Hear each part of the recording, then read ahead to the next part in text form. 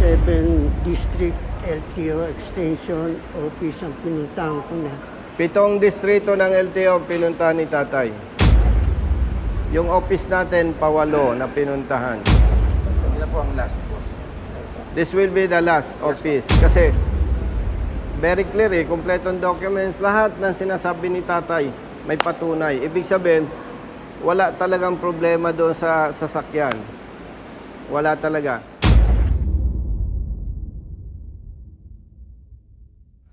Ay, kuya.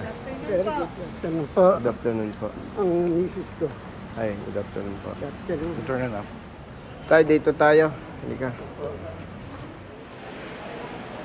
Brother, nandito ako sa church. Asan ka? Saan? Tapos brother, may isa pa akong concern sa'yo. Meron ditong senior citizen from Bulacan. Alam mo yung Volkswagen na kotse? Yes. May old paper sila, tapos nagdaan na yan sa motor vehicle inspection, tatay, ano? Opo. In other words, as far as documents are concerned, kompleto. Tatay, anong year model po niyan? 1972 po. 1972. As regular vehicle. Kasi ano to, pasado na sa Motor Vehicle Inspection Center eh. Tapos, nandito yung old papers. Kasi si tatay napilitan pumunta sa office ko dahil ang dami na niyang pinuntahan district offices, walang nag-entertain sa kanya. Brother, hintayin ko dito sa chapel. Okay, bye-bye. Opo. Ito yung kanyang documents. Makikita mo dyan na dating rehistrado yan. Sir, pina-storage ko lang yung yung registro at saka yung plaka. Bakit mo pina-storage? Paano nag-upload po ako, nag-OFW ako. Kaya pala nakat yung registration, pina-storage niya. Ngayon, gusto na niyang ipa-restore yung registration, kompleto ng documents with Inspection po. Private Vehicle Inspection Center. Motor Vehicle Inspection. Kompleto. Ang gusto ni tatay, ma-restore yung registration. Tatay, nasan yung patunay dito na pina-storage mo? Ito po yung original. Kaya pala nakat yung registration, pina-storage kasi OFW. Very valid. Oo. Tatay, nasan yung sa inspection center? Ito, sir. Yan, yung sa PMBAC, ano? Yes, sir. So, kompleto siya. Kaya pala nakat yung registration, hindi siya expired. Gusto. Voluntarily, dineclare niya na naka-storage, hindi ginagamit, no? Kaya nakat. Now, gusto ni tatay ipa-restore. Unfortunately, walang district office ng LTO na mag-entertain sa kanya. Kaya kami pumunta dito. Ito yung pinag-usapan namin ni Executive Director. Kung kunin ko po muna, ipasok ko lang muna sa loob. Okay, please. Balikan ko kayo kung... Sige, hintay namin. Opo. Upo ka, tatay. Sir, kasi yung last na nakausap ko, tinanong ko siya dahil yung file ko daw baka hindi na makita. Tinanong ko kung ano ang ibang paraan para yan Marehistro. ma-register. Binigyan niya po ako ng mga i-produce. Ipinroduce ko naman. Nandun po yung inspection at saka yung last certified true copy. Tapos hindi pa rin naayos. Hindi pa rin. Brother Matt, kung ang bawat nakaposisyon sa gobyerno naiintindihan yung sinasabing public service, wala namang problema eh. Ito pa lang kay tatay na kotse, model 1972. Nung siya ay OFW, dineclare niya sa LTO, in-apply niyang storage. Ngayon, gusto ni tatay i-restore, ibalik yung rehistro. So, legally speaking, dapat marehistro. And pasado siya sa inspection. Ibig sabihin, roadworthy. Kompleto lahat. No? So, si tatay kaya pumunta sa ating opisina Marami ng distrito siyang pinuntahan, walang mag-entertain sa kanya. Kaya napilitan tayo, idulog natin dito sa central office.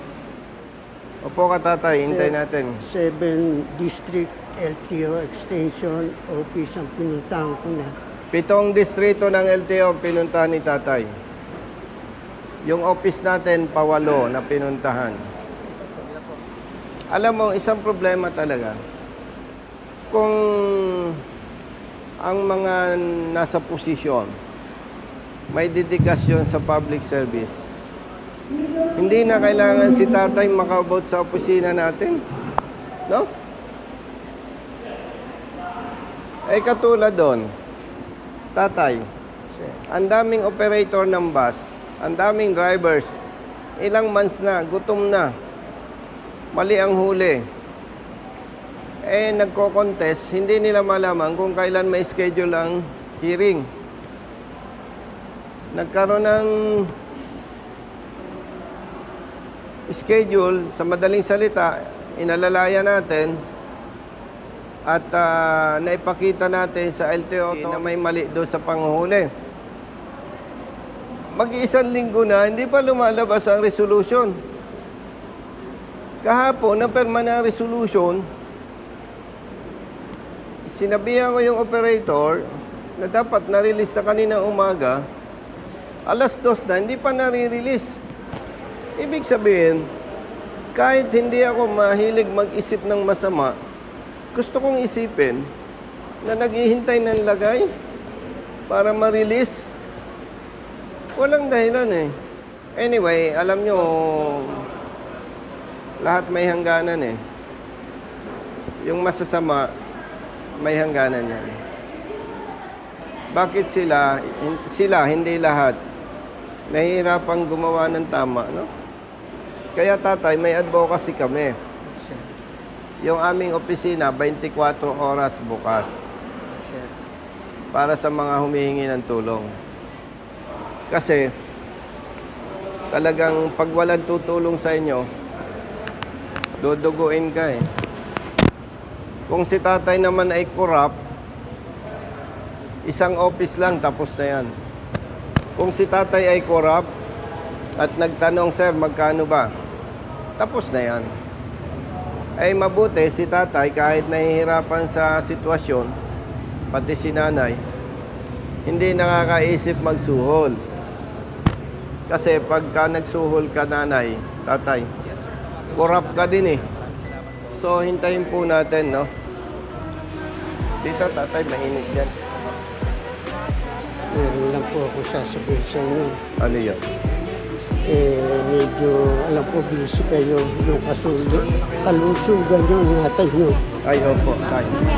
Marami ang nag-aantay pang matutulungan kayo. Ay, opo. Ano kailangan ito? Ay, okay, tay.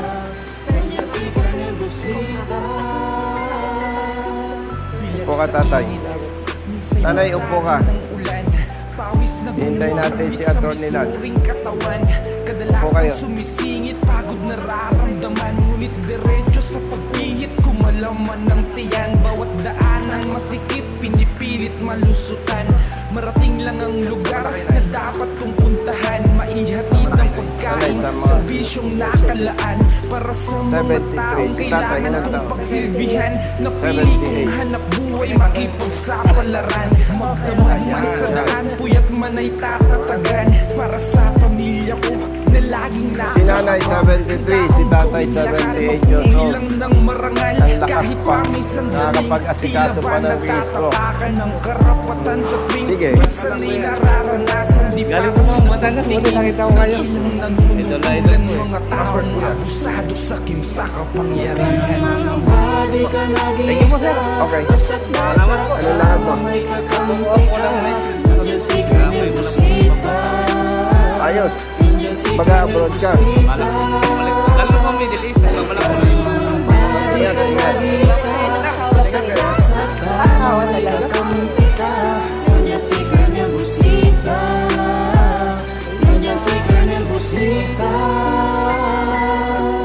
May pagkakataon din na tila naaapi. Mga tama sana katwiran ay naiisang tabi. Mga dapat ay napapalitan ng mga mali. Dulot ay kalituhan kaya't laging nauuwi sa pagpataw ng multa na may akmang halaga. Kakarampot lang ang kita, aagawin pa nila.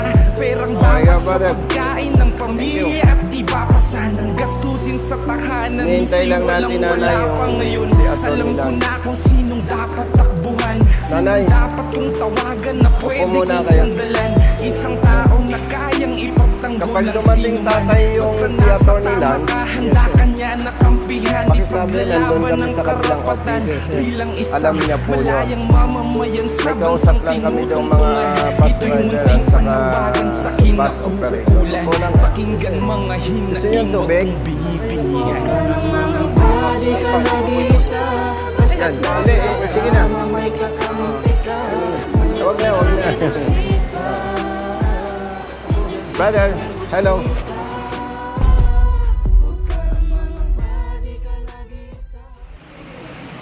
Brother, anong findings? Opo. Kung ito kasi, yung file niya kasi is nagpa-storage siya 2,000. Okay. Okay. Ngayon, nagpa-storage siya sa Malolos. Tapos yung mother file niya dito sa is okay. So ngayon, per checking, kailangan ng data tape on. Kailangan i-input ulit lahat ng information nito para mapasok dun sa Sinong system gagawa? namin. Si is ang gagawa. Sino? Sa LTO is. Di ba ito yon? Hindi. Sa ano to, sa balik-balik to yung LTO na. Nandun kasi mother file niya. Ganito, no? Si kuya, si tatay, 7 distrito na ang pinuntahan. Okay? Binabanggit ko sa iyo, brother, hindi para sisihin ka. Kasi wala ka namang alam doon sa nangyari yon. Ang request ko na lang sana, kung po pwede, considering na central office ito, at si tatay ay 78 years old na, siguro, if I may suggest, i-receive nyo yung documents, kayo nang mag-usap doon sa baba. Kung yun na pong napag-usapan namin, binigay ko na rin sa kanila yung number ko. So kayo nang mag-uusap sa baba? Yes. Kasi iimbestigahan ko rin. Kasi yung sinasabi ko na data take on, apparently, ginawa na rin pala ni tatay yun. Pero wala pa rin ano. So kaya sabi ko sa kanya, iwan niya sa amin to para maimbestigahan ko ano nangyari. Bakit hindi pa rin natatapos kung nagawa na yung process for the data take on. So Yes. para from there, makapag-pick up kami kung ano yung dapat gawin. Yes. So in other words, kayo na ang tutulong kay tatay? Yes. Binigay ko na po sa kanila yung number ko. Tapos kinuha ko na rin yung number nila. Ang special request ko lang, attorney, brother, andyan lahat yung documents. Ikaw nang bala, baka may mawala, tapos sasabihin ng lower office, kulang. Kawawa naman si tatay. Ipagtiwala na lang namin sa iyo yun. Hindi, i-photocopy na lang namin sa taas yan. Sa taas, ay tatay, Sir, Pa-photocopy tatay, na lang excuse. Yung walang photocopy, sabi ni attorney, yes, sir. mag-photocopy kayo sa taas. Yes, sir. Yes, sir. Yes, sir. Baka may stop ka, ma-assist sila ng grab taxi. Hindi. Saan kayo umuwi, tatay? Ipaano na? Okay lang po. Pa-assist mo na lang. Sir, na po, hindi na po. Hindi, ipa-assist mo na lang. Saan nga tatay kayo nauwi? Sir, Hindi, saan kayo umuwi? Bulacan po. Brother, pa-assist mo na lang yung sukle, bigay mo na lang. Kung sila na po umawak nung... Hawakan nyo. Nanay, magagalit ako sa inyo. marami na po ngayon. Hindi. Pwede na po Okay. kami sumakay dyan ng bus. Hindi. Kukuha na lang ng yan yung pera. Tatay, hayaan mo na. I-assist kayo ni attorney, kumuha ng grab taxi. Kung anong address ninyo. Thank you po. Thank you po. Pa-assist na lang, may, Opo, yes. may lakad pa ako eh. Kung okay na rin doon, natawag ko na kay Director Steve yan. Yan. Sino ang bahala doon? Okay na yan, okay na. Sensya ka na, lagari ka. Yes, okay lang po. Thank you po. Sige tatay, at ako'y may lakad pa. Sasama kayo kay attorney dahil magpapaserox. Opo. Akit Brother. muna tayo. Dami ko ng Kong, atraso sa iyo. Wala po ah. yun, Kong. Pagkano punta niyo ng Kodo? Yes. Thank you. Ano pang matulong? Okay, sige. Thank you. Thank you. Bye-bye.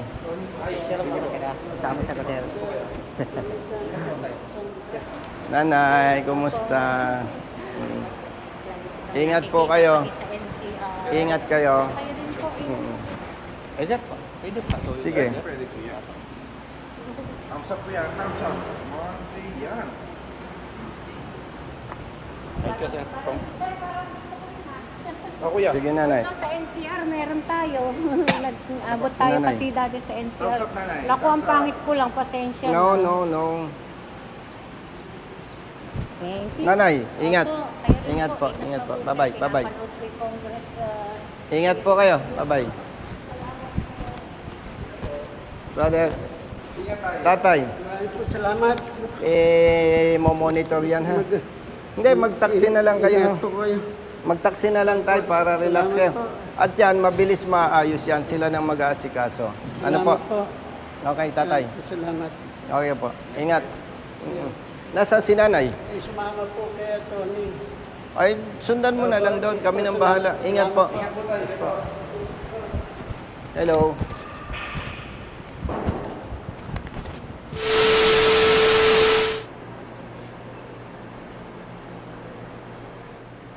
Excited.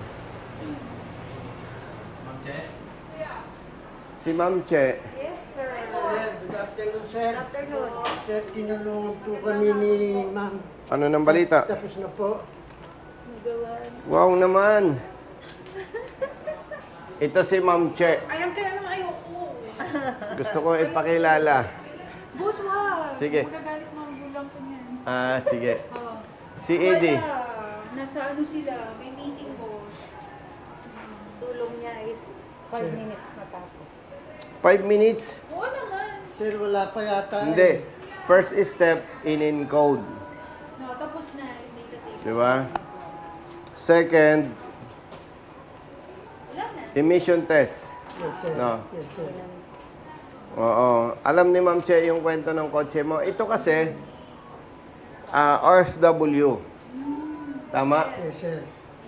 Dahil siya ay law-abiding citizen, yung kanyang kotse, para bang ipina-storage niya, sinubmit yung ORCR, na ibig sabihin, LTO, hindi ko ito gagamitin, hindi ko marirenew reso, i-storage natin. Tama po. Yes, sir. Then after ilang years, tatay? Sir, 20. After 20 years, Yeah. Nakita Up- namin 20 mm, years. after 20 years, andito na siya sa Pinas, Oo. may sentimental may sentimental value. Siyempre, gusto mo legally magamit. Siguro hindi alam ni Ma'am Che. Yes, sir. 7 LTO district offices. Namin, sir. Nakita ko. Saan mo nakita? Hindi na mag-aralan yung papel niya. Binigay sa Tinulungan ko rin si Atty. Lance. Masyado. Oo. Nagtulungan kami ni Atty. Lance. Nakita ko nga po na maraming pinuntahang LTO. Oo. 7 LTO district Medo, offices. PUBRC, Diliman, Marilao. Tapos meron pa, Kabanatuan, Nueva Basta may Nueva Ecija pa ata. Paano mo nalaman? Saan pinag-aralan ko yung papel? Bakit bawat punta mo may Sir, engagement? Iba-iba kasi, sir, yes, sir. iba-iba. May notification. Mayroon pong mga date na Grabe. Release namin, sir. Tapos, kasi ang unang-unang titignan dyan is yung file number. Yung pinaka-mother file nung sasakyan kung saan siya nag-originate. Sila kasi ang mag-i-initiate ng take-on. Yun nga si Manila East. Madam, sa ngalan lang ng public service, si tatay, makikita mo, law-abiding citizen, di ba? After 20 years, gusto niyang maparehistro uli. Opo. Nagko-comply siya, ipina-test niya, pina-inspect niya yung unit, Yan, opo. and still, roadworthy pa rin. Kasi na-preserve niya eh. Opo. Ang tanong ko, Madam Che, dahil 7 LTO offices pinuntahan niya, and dahil na-prostrate siya, walang nag-attempt tumulong sa kanya, kaya naisipan niya, lumapit sa aming office. And upon our evaluation, nakita namin legally, pwedeng marehistro ulit, di ba? Basta iti-take on siya sa system. Yes. At siyempre, hindi naman yung kami tutulungan kung talagang hindi pwede. Opo. And ito ang result, Yes, okay na. na legally pwedeng marehistro uli. Ang nakikita ko, may mali. Kasi doon sa 7 district offices, kahit isa walang nag-attempt na siya ay tulungan. Pero dito sa LTO Central Office, with the help of Attorney Lance and Executive Director Attorney Greg Pua, and of course, the ASEC. Kay ASEC naman kasi, basta tama, walang problema. No question asked. So, yun yung isang gusto nating may correct. Dapat wala ng Congressman Busita na e-epal. Hindi na kailangan lalapit kay Executive Director. Hindi na kailangan lalapit sa LTO Chief. Especially katulad ni Kuya, OFW, senior citizen. No? Pero, hindi ko alam i-consult ko sa lawyer kung tama ba na susulat ako kay ASEC on behalf of Kuya, asking ASEC to explain kung sino yung pagpaliwanagin lahat ng district offices. Imagine, kung ang isa sa district offices may malasakit, alam yung tamang public service. Kasi pag nasa position ka, dapat medyo makulit ka in the sense na, tatay, bakit ba ito? Ang tagal-tagal na, hindi na riso. Ay ma'am, yan po kasi in-apply ko ng storage dahil nang hindi ko maasikaso. Ako po kasi OFW. So at least kung medyo makulit, nalaman si tatay ay more than 20 years OFW, sabi nga, bayaning Pilipino, no?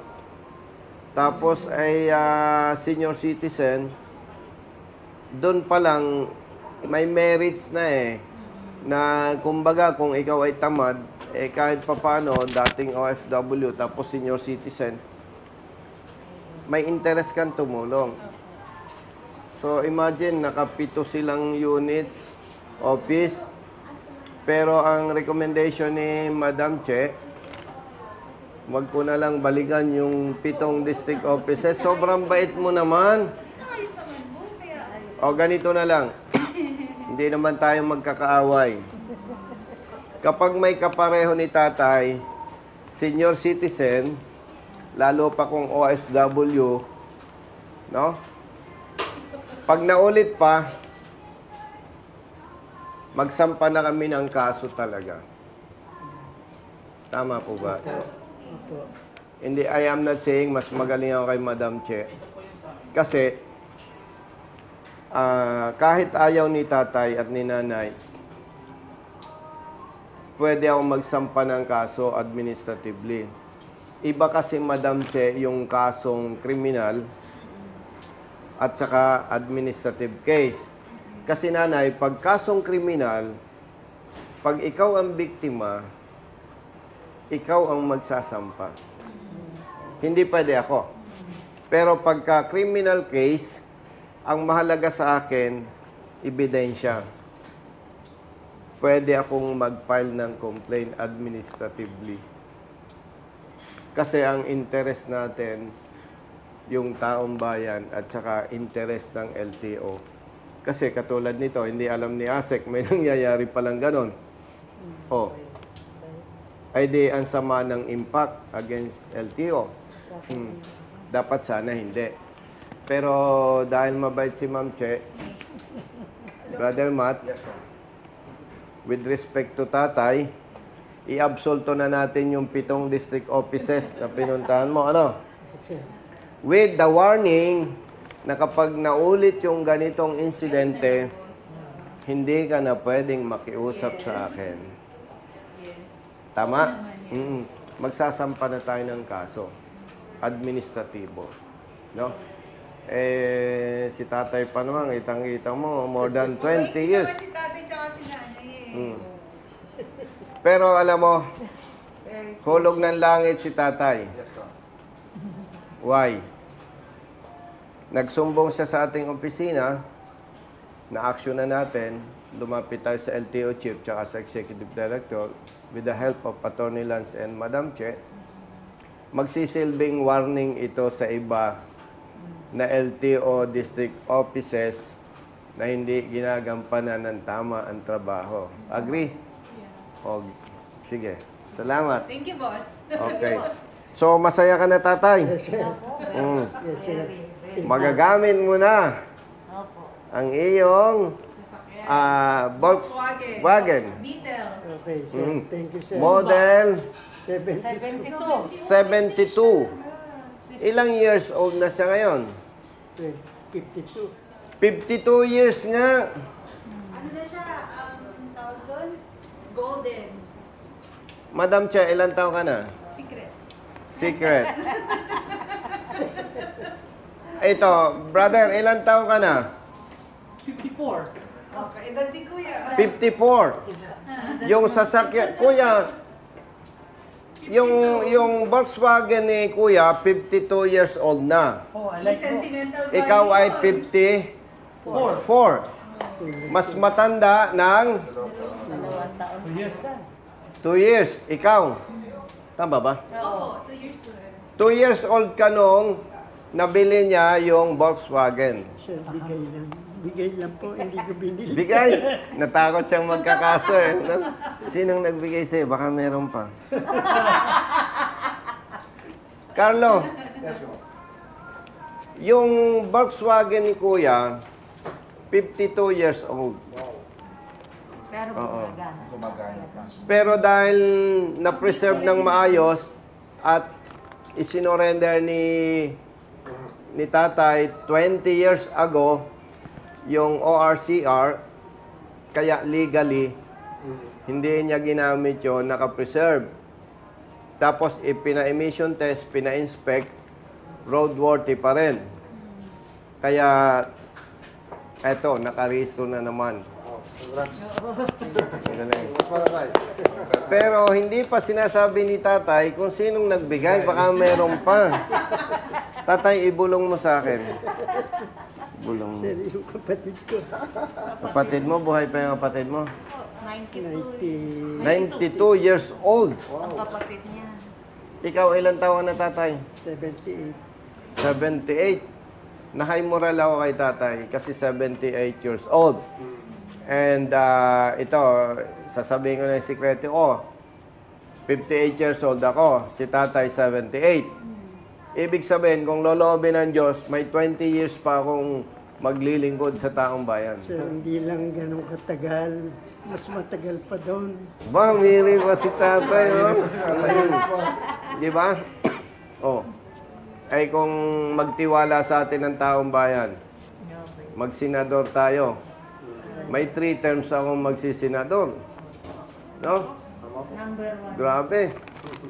Number 1. Ano? Sir, Number 1.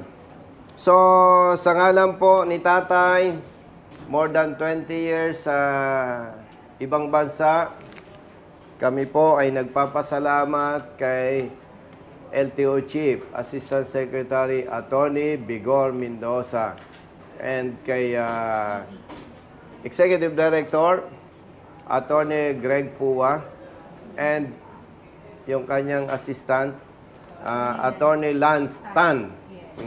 Memorize ko. And of course, nandito si Ma'am Che. Ayaw ipakita yung kanyang beauty. Oo. At meron po tayong verbal arrangement or agreement ba yun? Kay Ma'am Che. Hello. Wala akong kinalaman dyan. Ayaw niya na Ayaw padamay. ayaw niyang mag-file tayo ng complaint against 7 district officer. Kasi, bakit district officer? May tinatawag na command responsibility. Yung mali nung tao niya, mali niya yun eh. No? Pero okay na rin yun kasi hindi naman ang purpose natin walang yain o abusuhin ang kapwa. Yung gusto natin ay yung mali may tama. So, Carlo, ang ano lang natin, sana wag nang maulit pa. Para pag naulit pa na yung OFW, especially senior citizen, hindi bigyan ng tamang serbisyo, mag-file tayo ng complaint. No? Oo. Para wag nang maulit pa. So, tatay, Salamat po ng marami. parang awarding ng... Yan. Ayan. Mm. Mm.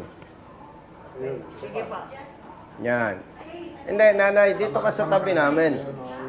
Di ba, isang picture nyo lang po, kayo na lang po ni tatay. Hindi, kami tatlo. Okay. Oo, parang awarding ceremony ito eh. Mm. Okay po. 1, 2, 3. Isa po. 1, 2, 3. Okay. Wala si Asek eh, dapat kasama natin siya eh. Dumanaw sa tapat ng office niya, wala. Ay si Ma'am Che, ayaw naman niyang umextra. Apo. Baka daw siya ay ma-discover ng Regal Films. Huh? Yeah. Mm. Cinemax daw, sir. Di ba?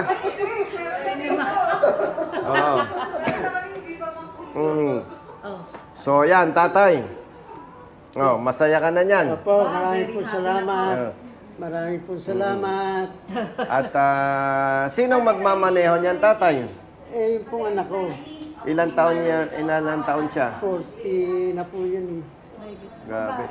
Tatay, curious lang ako. Anong kulay ng Volkswagen mo? Gray po. Gray. Gray. Mm. Ang ganda niyan, ito kasing Volkswagen, pag dumadaan sa kalsada, hindi ko alam kung saan na nakuha ng mga bata yung gimmick na pag dumaan na tayo tapos sumasaludo. Alam mo yon? Ewan ko. Kasi may uncle ako na si Tito Oji. Pag nakakasakay ako sa Volkswagen niya, nag-a-attention yung mga bata. Sumasaludo. Bakit binibigyan na?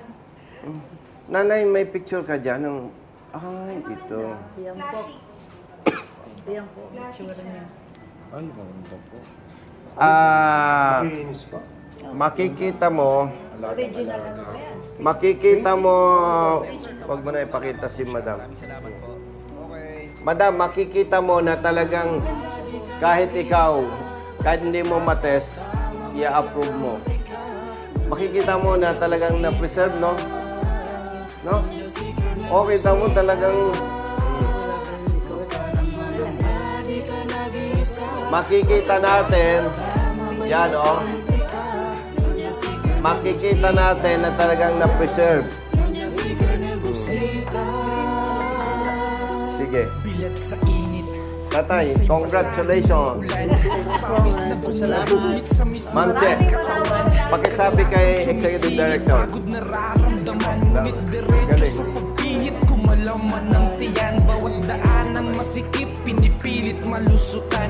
Marating lang ang lugar na dapat kong puntahan. Maihatid ng pagkain, serbisyong nakalaan. Para sa 52 mga years taong old. kailangan kong pagsilbihan. Carlo, ilang taon ka na? Buhay makipagsapalaran. Mas matanda pa sa iyo ng 11 years old. Para sa pamilya ko na laging nakaabang. Handa akong gawin lahat, mabuhay lang ng marangal. Kahit pa may sandaling tila ba natatapakan ng Ay, karapatan oo, sa para sa bayan. Sana'y nararanasan, di patas na pagtingin ng ilang nanunungkulan. Mga taong abusado sa kimsa kapangyarihan. Carlo, bitbitin mo yung bag ni tatay. Pag may nakita kang senior citizen, may bitbit, ipagdadala mo. No?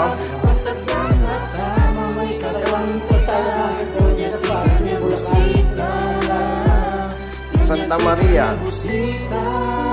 Pagka tatay, Pagkakataon din niloob ng Diyos at nasuporta ng taong bayan, nagsinador ako, papasyal ako sa iyo.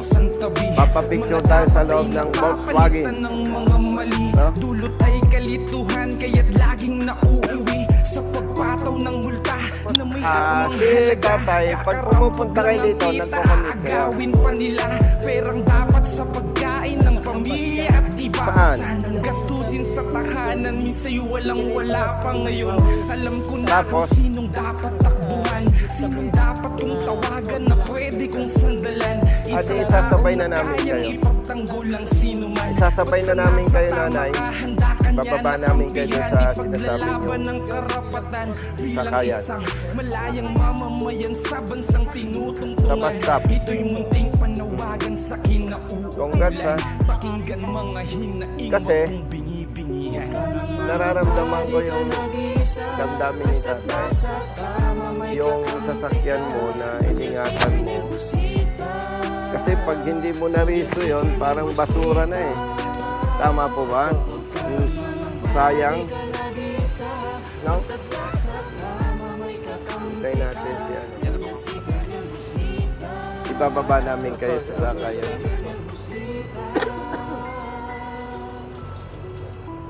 Yung pong ano, tawag to, naubos na yung aking ano, Sticker po. sticker. Bigyan ko po kayo. Ay, bibigyan po namin.